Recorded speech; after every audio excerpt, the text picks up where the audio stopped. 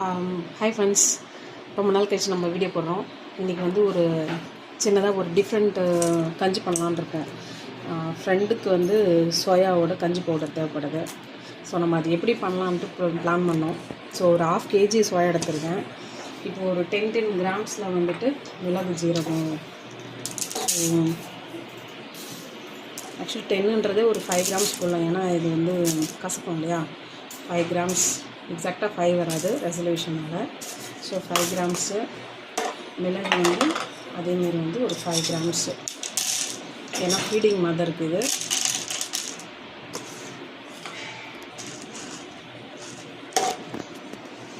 So இது ஒரு 5 grams. அதுக்கப்புறம் ஜீரகம்,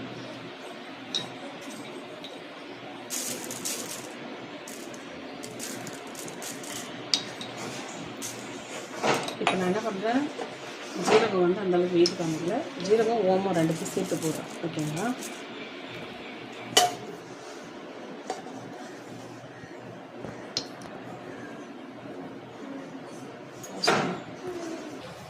ஸோ இப்போ வானல் வந்து இருமோனம் தான் நம்ம நார்மலாகவே பாயில் பண்ணி யூஸ் பண்ணுவோம். நல்லா இப்போ சூடில் இருக்குது. இப்போ நம்ம வந்துட்டு மிளகு,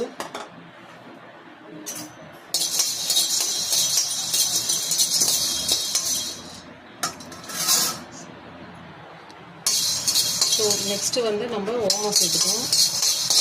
ஸோ ஓமம் வந்துட்டு கொஞ்சம் பாயில் ஆனோடனே உங்களுக்கு வந்துட்டு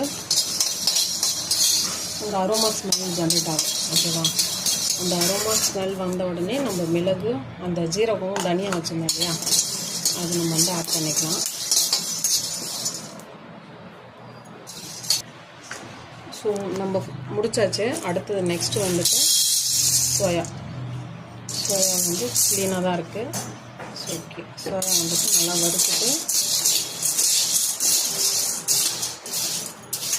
வறுத்துட்டு ஃபர்தராக ஆற வச்சு அவங்களுக்கு வந்து பொடி பண்ணி, ஸோ லைட்டாக வந்துட்டு சைஸ்க்கு ஏற்ற மாதிரி வடிச்சுட்டு அவங்கக்கிட்ட வந்து கொடுத்துடலாம். ஓகேவா. தேங்க்யூ.